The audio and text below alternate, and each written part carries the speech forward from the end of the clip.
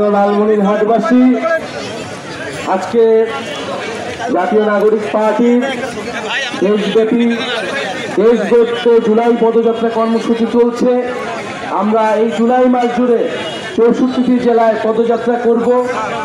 সেই জেলা উপজেলার গ্রামের মানুষের সাথে আমরা কথা বলবো। আপনারা জানেন যে জুলাই মাসে জুলাই গণ অভ্যুত্থানের 1 বছর পূর্তি হতে যাচ্ছে, কিন্তু এই 1 বছর আসলে আমরা কি পেলাম,